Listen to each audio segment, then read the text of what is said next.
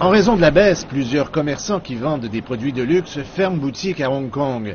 Mais ce n'est pas tout. Le bijoutier chinois Lao Fengxiang a ouvert 2 adresses ici, dont cette boutique dans l'un des secteurs les plus recherchés de la ville. Le bijoutier espère en ouvrir 20 de plus lors des 3 prochaines années. Nous espérons devenir aussi connus que les grandes marques internationales. Une baisse de la valeur des espaces commerciaux a encouragé plusieurs marques de luxe de la partie continentale de la Chine à s'installer à Hong Kong. Et avec le nombre de beaux commerciaux qui devraient plonger encore de 15%, d'autres pourraient suivre cet exemple. Voici Canton Road. On y trouve certaines des marques de luxe les plus reconnues. Cette artère est un endroit privilégié pour faire des achats. Le ralentissement économique en Chine, combiné avec la répression des dépenses tape à l'œil, ont mis de la pression sur plusieurs commerces ici. Mais la situation a aussi pavé la voie pour de nouveaux joueurs de l'étranger pour entrer dans le marché. À notre avis, dans les 10 prochaines années, ils seront probablement les principaux commerçants à s'installer à Hong Kong.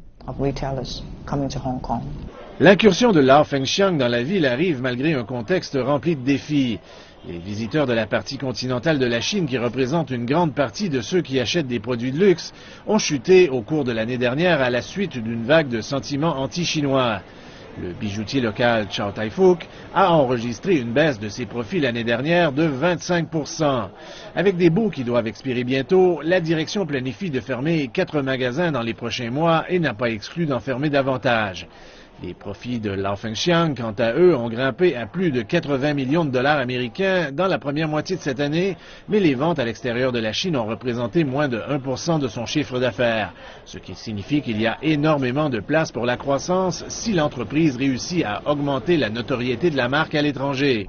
Ils essaient d'utiliser Hong Kong comme un endroit où les clients peuvent être rassurés de la qualité et de l'authenticité des produits qu'ils achètent. Et si l'exemple de Lao Fengxiang fait école, il ne faudra pas attendre très longtemps avant que d'autres marques chinoises soient présentes partout dans le monde.